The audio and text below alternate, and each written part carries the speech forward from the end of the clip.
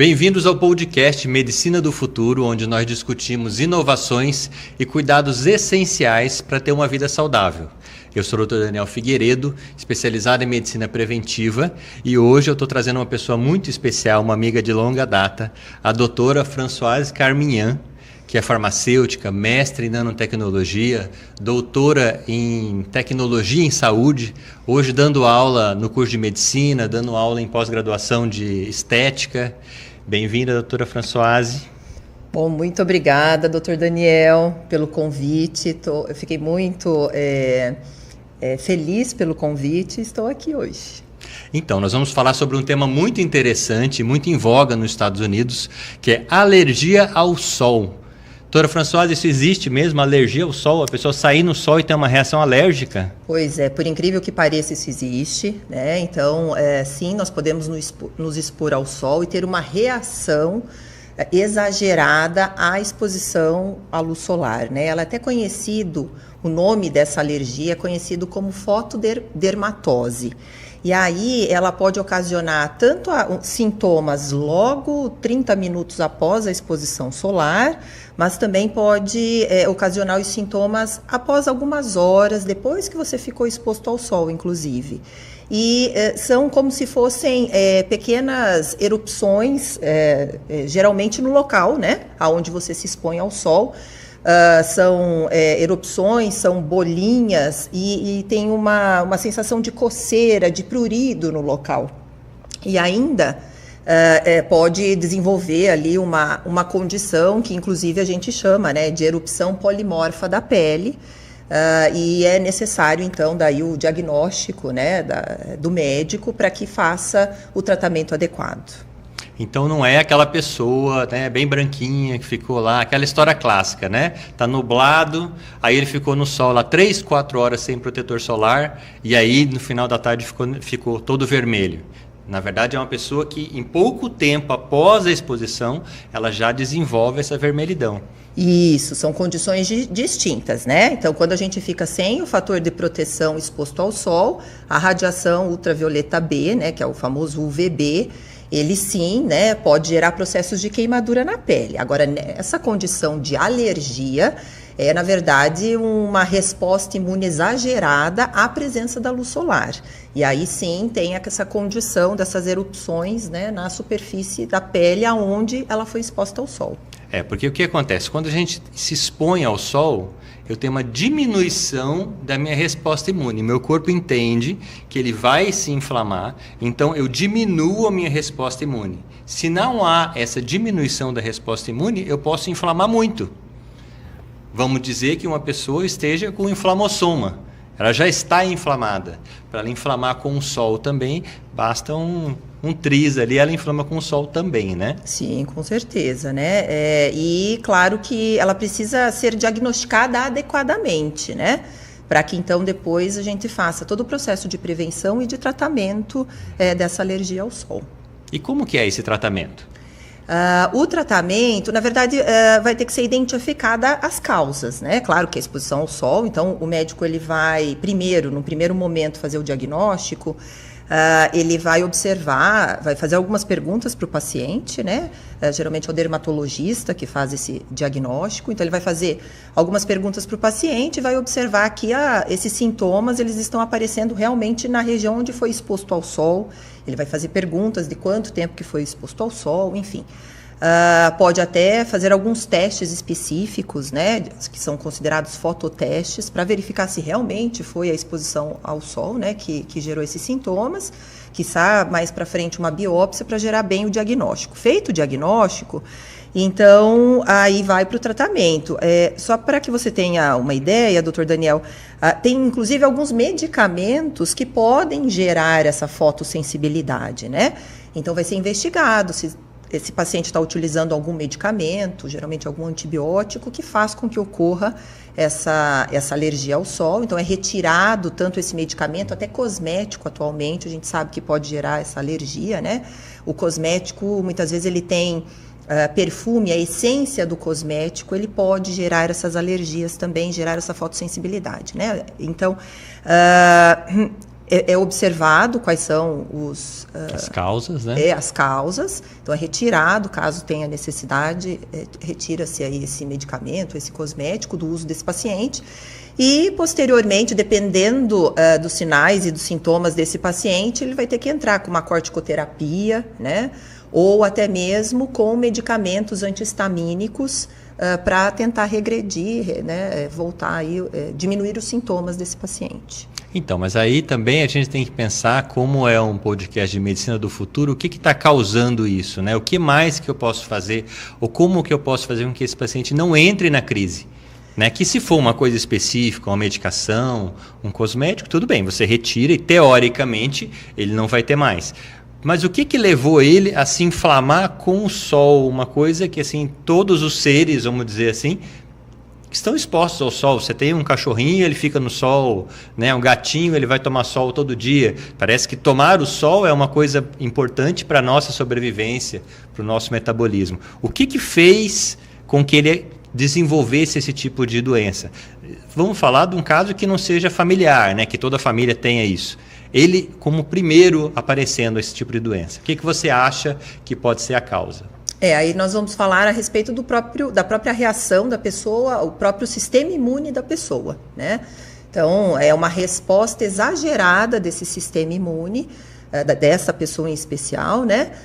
Perante a exposição solar. Então, é a resposta a essa condição, né? O que a gente fala hoje em medicina preventiva é que há um processo inflamatório, a grande maioria deles vindo do intestino, e que altera como que você vai responder. Porque, veja, o intestino como um meio externo, né? Da boca ao ânus, meio externo dentro de você. Você começa a comer coisas inflamatórias, tá? Alimentos inflamatórios, uma pessoa já desnutrida, com deficiências. O que esse intestino fala para o corpo? Fala, olha, inflama que está tudo pegando fogo aqui. Entendeu? Inflama que aqui pode correr. E aí ele começa a inflamar com tudo. É aquela pessoa que fala, olha, eu não posso mais comer. Tá? Tudo que eu como me faz mal. Né? Tudo que eu como me dá dor de cabeça. Eu acho que essa alergia ao sol é mais uma faceta dessa inflamação sistêmica. Né? Provavelmente, até porque a pele, ela não é só aquele órgão que separa nós do meio ambiente, né? Nós somos um todo, nós somos integrado, né? Até, por exemplo, muitas vezes o próprio sistema nervoso, quando muitas vezes a gente está até um pouco mais depressivo, né? Está em alguma condição, até a nossa pele não fica com viço. Até porque a gente sabe que os folhetos embrionários, né, são os mesmos, tanto do cérebro quanto da pele. Então, a pele, ela responde como o corpo está respondendo. Como o teu corpo está nesse momento, a pele vai ter essa resposta também, né? Então, sim, né, doenças crônicas que geram processos inflamatórios deixam a pessoa no estado do inflammaging, né? E sim, essa pele ela pode responder a isso. Eu sempre falo que a pele é como se fosse o painel do carro, né? Se ela está mostrando uma coisa ali, é uma luzinha acendendo, não é para você ir lá com o laser e queimar a luzinha. É verdade. Né? Você tem que descobrir por que ela está acendendo. E o que eu achei muito interessante, quando eu fui ler a respeito também de alergia ao sol, é que um dos tratamentos é você passar vitamina D na pele, que você diminui até 40% essa vermelhidão. Então, você pensando que você está passando uma vitamina D na pele, será que não é um paciente que a vitamina D está muito baixa? Né? Será que o ideal não seria eu fazer alguma coisa mais sistêmica, ou via oral, sublingual, injetável, qualquer que seja a via, para que esse paciente tenha também as outras respostas, outras benesses de ter uma vitamina D alta, que atue mais de 400 reações no corpo? Claro que dependendo da condição do paciente, tanto a gente pode tratá-lo sistemicamente, né? Mas também a pele tem que estar numa boa condição. Então, hoje a gente fala bastante da pele na questão da barreira epidérmica. A gente tem que manter esta barreira epidérmica, a gente tem que manter a pele hidratada, né? E aí nós temos também alguns ativos que podem ser colocados em cremes hidratantes, inclusive para pessoas com peles sensíveis, para justamente manter essa barreira cutânea. Ela aumenta a filagrina, que vai aumentar a produção dessa barreira cutânea. Entre esses produtos, a gente tem a vitamina B3, a nicotinamida, sendo bastante comentada, né? não só para o skincare, mas também para essa condição de pele sensível. E ela vai ajudar a restabelecer a barreira cutânea, porque você tendo uma pele bem hidratada, com um pH hidratado, por mais que a gente tenha agentes externos, como por exemplo o sol, né? A tendência é diminuir as nossas reações e então a gente pode fazer como se fosse um tratamento preventivo, né? Mantendo essa barreira cutânea adequada, você previne, ou se vai aparecer essa alergia, pelo menos os sintomas não vão ser tão exagerados assim, né? E esses filtros solares que a gente sempre considera que a grande maioria deles são xenoestrógenos, né? Quando você coloca ele dentro do corpo, ele pode responder como um hormônio feminino. Todos eles têm xenoestrógeno ou não? Não, um outro produto, claro, cosmético que a gente pode utilizar também para prevenção nessa questão da alergia é o filtro solar, né? O filtro solar, ele anda polêmico, né? Na verdade, o filtro solar é o seguinte, nós temos duas classes de matérias-primas que a gente adiciona dentro de uma base dermocosmética, ou um gel, um creme, que são considerados filtros solares, tá? Então a gente tem os filtros solares físicos, que hoje são considerados minerais também. Ele geralmente é o dióxido de titânio, o óxido de zinco. Até, não sei se todo mundo conhece o famoso hipoglós, né? Quando a gente passa o hipoglós, não fica branquinho. Uhum. Então, esse é o óxido de zinco. Ele faz uma proteção. Então, a radiação ultravioleta vai bater na pele e ela reflete. Uma barreira mecânica. É uma barreira mecânica, uma barreira física, né? Então, e é uma substância mineral, então nós não temos problema com ela, tá? Agora, nós temos também os filtros solares químicos. Esses filtros solares químicos, aí ele, na sua constituição, é uma substância que tem carbono, tem oxigênio, tem hidrogênio, né? Então, sim, eles podem ser, de certa forma, absorvidos pela pele. E ele pode, sim, dependendo, claro, da substância, não são todas, são só algumas hoje identificadas, né? Elas têm, elas são parecidas com os receptores do estrogênio que a gente produz. Então, ela pode se ligar nesses receptores de estrogênio, é como se fosse a substância fosse uma chave se ligando nesse receptor de estrogênio e ativando a célula, né? Então, sim, aí ela pode ocasionar, são considerados xenobióticos ou xenoestrogênicos, né? Não é só o filtro solar, nós temos outras substâncias já, né, bem faladas, né, documentadas, que tem essa atração aí por esses receptores estrogênicos e pode ocorrer aí uma alteração hormonal dependendo da quantidade que é utilizado e o período de tempo prolongado que é utilizado também. Então essas substâncias hoje já estão sendo estudadas, né, e temos hoje muitos produtos no mercado que não as têm mais, né? Então nós estamos fazendo aí, tem as substâncias free, né? Então quando no rótulo, o rótulo do filtro solar é uma sopa de letrinhas, inclusive, né? Então, quando vem esse nome dessa matéria-prima escrito free do lado, quer dizer que ela está sem. Então, sim, é um bom produto para ser utilizado, né? A gente tem vários xenoestrógenos, geralmente derivados de petróleo e de plástico. Né? Alguns conservantes, parabenos. Isso. Então, na hora que você for olhar produtos que tiverem derivados de plástico, de petróleo ou parabenos, geralmente são xenoestrógenos. Mas que bom que tem alguns agora que não tem. Sim, sim, né? Nós temos uma tendência no cosmético, né, justamente para ficar livre dessas substâncias, né? Uhum. E aquele PA, né, que agora os filtros solares não são mais filtro fator 50, é PA com 4+ do lado. Qual que é a diferença? Qual que eu devo comprar? Então, realmente, né, é uma sopa de letrinha o filtro solar. Bom, primeiro, o FPS, ele muitas pessoas acham, por exemplo, FPS 15, vai me proteger 15%. Não. Então, só voltando um pouco, só para vocês entenderem, o filtro solar, ele vai te proteger tanto das radiações ultravioleta, quanto das radiações ultravioleta B, quanto da radiação ultravioleta A. A ultravioleta B é aquela que dá aquela sensação de queimação, de queimadura depois que a gente se expõe ao sol. E ela é mais superficial. Então, o FPS, ele está relacionado à medição do quanto que esse UVB vai te deixar vermelho. Beleza. Aí nós temos agora uma medição para quanto que as radiações UVA, que aí já estão mais relacionadas ao envelhecimento, ao fotoenvelhecimento, né? Quanto que esse UVA pode danificar a tua pele? Quanto que ele pode te deixar pigmentado pela melanina? Então, a princípio, nós temos uma sigla chamada PPD, que é justamente, né, um cálculo que se faz para verificar o quanto de tempo que aquele filtro solar vai te deixar pigmentado, né? E aí, uma associação japonesa de cosméticos, então, ela montou uma escala para este PPD, que é o PA que você comentou, tá? Então, hoje vem escrito, principalmente os produtos filtros solares que são importados, muitas vezes, eles vêm escrito FPS/PA-UVA, né? E esse PA, ele vem seguido, inclusive, de mais, né? Então, o que ele está me falando ali?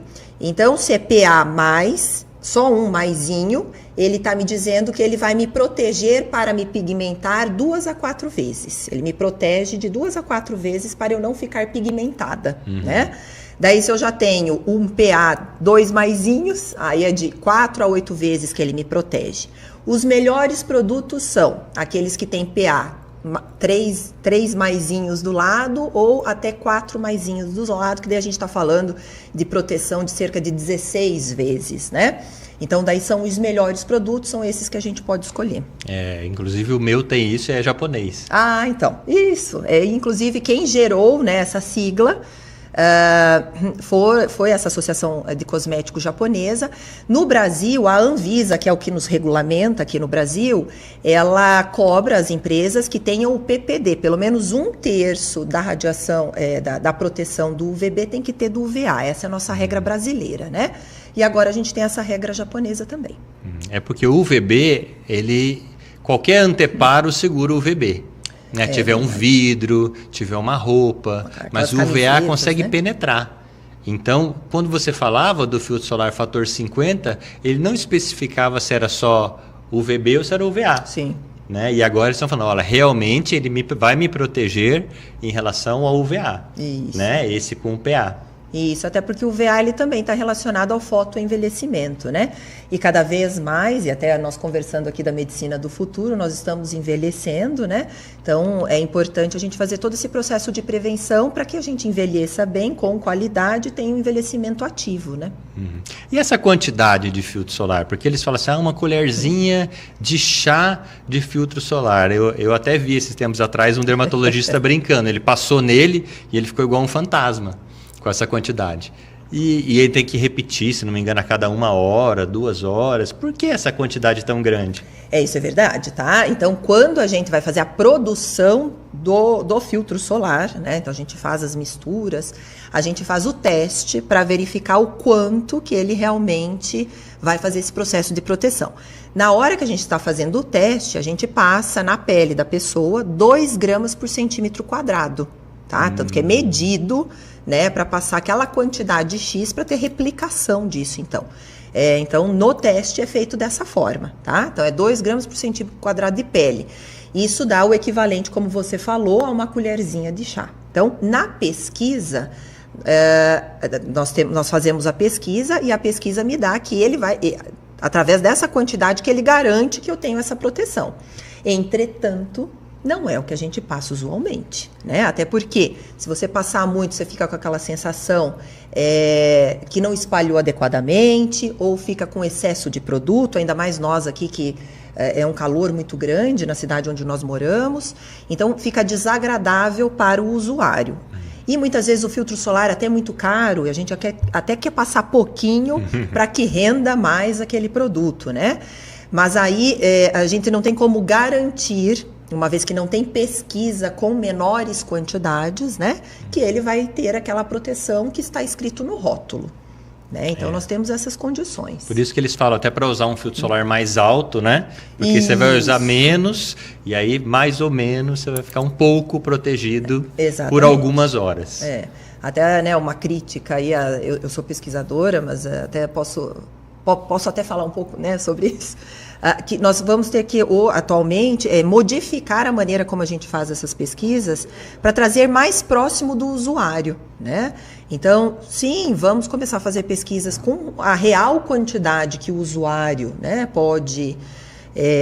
que vai aplicar para que então a gente tenha o real fator de proteção, né? Nós vamos ter que fazer, não vir da academia para a sociedade, nós vamos ter que vir da sociedade, fazer o contrário agora, né? Da sociedade para a academia para que a gente tenha os valores adequados, né?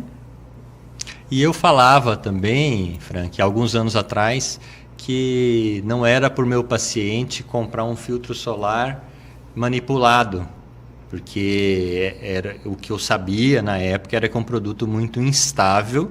Inclusive esse meu filtro vem com uma bolinha dentro para eu misturar antes de passar, porque eu imagino que ele também, o seu tema, ele meio que dissora ali dentro. E aí, mas hoje em dia isso mudou, né? Não, hoje nós temos inovações tecnológicas, tá? Então, as matérias-primas, as bases que são utilizadas, elas têm estabilidade, elas têm prazo de validade. Sim, nós temos os produtos industrializados que fica mais fácil para o usuário comprar. Então, ele chega na drogaria, já tem o produto pronto ali, né? E os produtos manipulados, hoje, nós já temos... até cheguei recentemente de um congresso em São Paulo, onde tinham vários estandes de indústrias que fornecem matérias-primas para farmácias com manipulação. E ali eles, inclusive, já vendem, né, as bases ou as misturas do filtro solar, inclusive já testados para as farmácias com manipulação, tá? Então, essas farmácias com manipulação vão colocar na quantidade que o paciente deseja. Inclusive, a hora que você vai buscar lá na manipulação está com o teu nome, né? Então, é algo um pouco mais personalizado da manipulação. E sim, hoje tem estabilidade, porque as matérias-primas já passam por alguns testes pelas próprias indústrias que as vendem.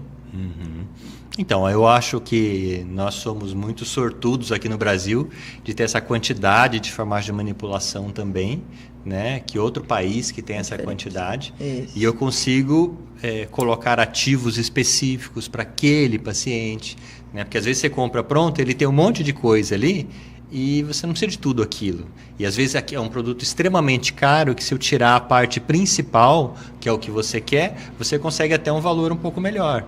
Né? É claro que um produto pronto você consegue encontrar até uma promoção de vez em quando, é diferente do produto personalizado. Mas eu acho que a farmácia de manipulação vem aí como grande parceira nessa medicina do futuro para dar singularidade, né? Para você, isso aqui que você precisa utilizar. Na verdade, eu vejo da seguinte forma, né? Tudo tem vantagem e desvantagem, né? Então, o produto industrializado tem a vantagem de você ter o produto pronto ali, né? Às vezes você pega até promoção na drogaria.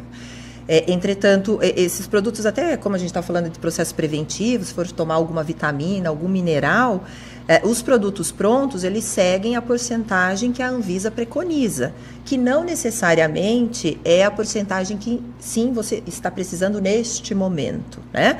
É uma porcentagem, inclusive, que vai ser calculada, geralmente, para as pessoas que têm 70 quilos, tá? Então, é uma dosagem para uma grande população, é industrializado, né? Já o manipulado, ele tem também vantagens e desvantagens, né? A vantagem é que sim, vai ser feito um produto com a concentração, com os ativos que você está precisando no momento, com a concentração que você está precisando no momento, mas aí você precisa de um receituário médico, né? Para que a manipulação faça esse produto.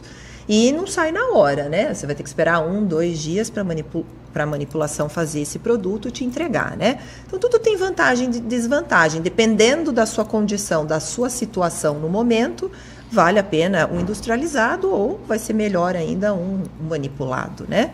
E aí vai depender também da disponibilidade dos profissionais para fazer esse atendimento, né? E nós estamos falando de filtro solar também. E aquela história de não usar filtro solar? Você já viu isso na internet? Que eles estão falando um monte? Agora. Estou falando que filtro solar é polêmico.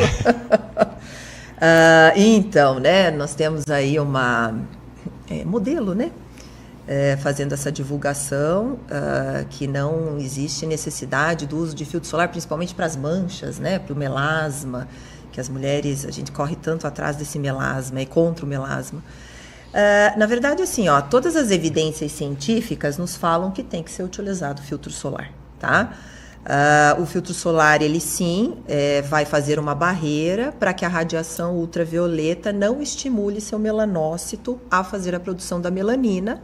E aí, quando essa produção da melanina ela é produzida em excesso, de uma forma desequilibrada, a gente tem a possibilidade do melasma. Então, um dos produtos que previne é, sim, o filtro solar, né? Não tem nenhuma evidência científica que fale o contrário. O que pode ser que aconteça? Não tenho contato com a modelo, né? Mas acredito que ela utilize, por exemplo, maquiagem todos os dias. A maquiagem, por si só, ela tem uma base branca, para que a gente fique coloridinha, né? Para que tenha uma cor essa maquiagem, a gente precisa colocar na produção do produto de maquiagem, a gente coloca um pó branco. E aí sim, por cima, a gente coloca o pigmento colorido. Esse pó branco é o dióxido de titânio. O dióxido de titânio é um filtro solar físico, né? Então, ela, de certa forma, ela está sim utilizando, né, um filtro solar através, por exemplo, da maquiagem. E provavelmente ela é uma pessoa que ela não é inflamada, né? Ela deve ter todo um estilo de vida muito bem organizado, né? O estilo de vida saudável que todos nós desejamos, não se estressar, né? Comer adequadamente, uma alimentação sem muito açúcar. A gente precisa também de um sono adequado para que a gente não gere esse processo de inflamação. Tudo isso faz com que não ocorra a estimulação do melanócito e, portanto, vai manter ali o melasma dela. Então, hoje a gente fala do estilo de vida. Esse estilo de vida é muito importante para que não gere para nós, né, o processo inflamatório e, portanto, para que não ative o melanócito a produzir. O melanócito é aquela célula, né, que faz a produção do pigmento melanina. Nós sempre vamos produzir essa melanina, porque esse pigmento melanina, ele é um antioxidante. Ele justamente, ele é liberado por esse melanócito. Quando ele libera, ele fica em cima do núcleo do queratinócito, que é também uma célula da pele, justamente para proteger. Ele fica como sendo um guarda-sol no núcleo da célula para proteger contra câncer, por exemplo, né? Então, é polêmico, né? Então saiu isso realmente na mídia, mas a gente tem que ser crítico com as informações que são dadas na mídia. E eu acredito, sempre na medicina do futuro a gente fala que há uma necessidade de você dar o que o corpo está precisando naquele momento. Sim. Então, se é um antioxidante que está aparecendo na pele, é porque você está oxidando. Exatamente. Então, em princípio, provavelmente ela deve fazer uso de suplementação, ela deve ter um acompanhamento médico, para que ela tenha, inclusive hoje nós temos os filtros solares orais, daqui a pouco você vai falar para a gente a respeito disso. Mas que provavelmente ela está usando outros fatores para fazer uma desinflamação sistêmica. Exatamente. E aí sim diminuir o quanto que esse melasma aparece, né? Hoje a gente inclusive fala de gerenciamento do melasma, né? Não é só um procedimento que é utilizado, a gente utiliza, eu brinco, né? A gente utiliza um combo, né? Então vai sim passar filtro protetor solar, a gente pode utilizar um despigmentante, quem sabe até um procedimento estético para fazer a retirada do que já existe. Depois a gente pode diminuir a atividade desse melanócito, então com skincare diário.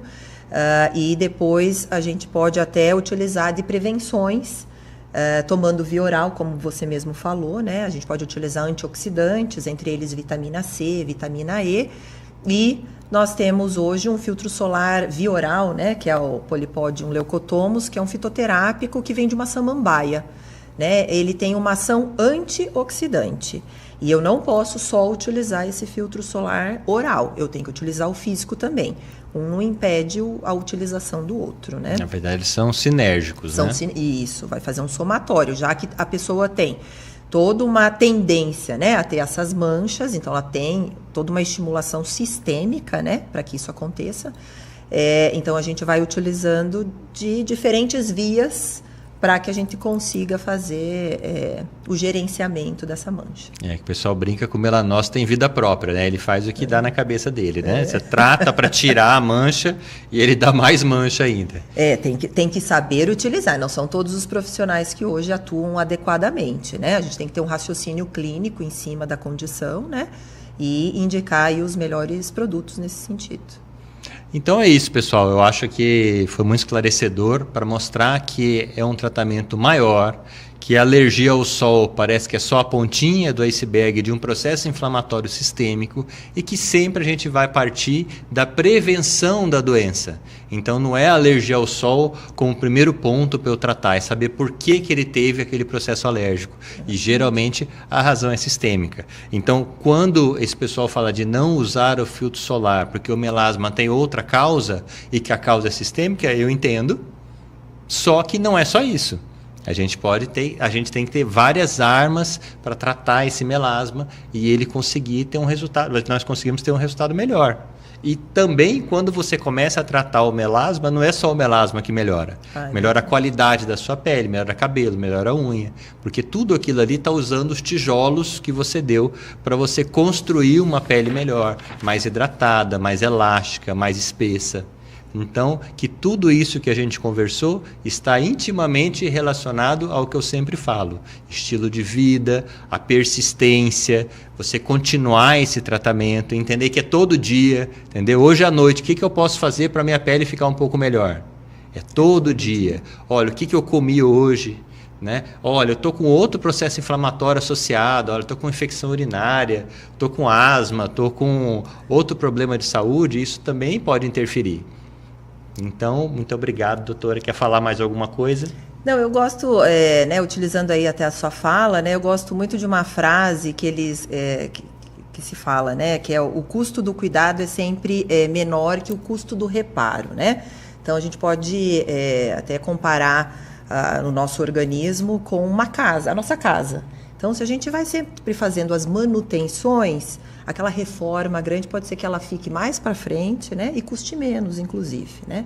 Então, acho que isso também vem de encontro com a medicina do futuro, que está relacionado aí com o processo de prevenção para a gente envelhecer bem e com qualidade, né? Perfeito, muito obrigado. Espero que vocês tenham gostado. Só agradecer os nossos patrocinadores e dizer que semana que vem tem uma ótima também para vocês assistirem.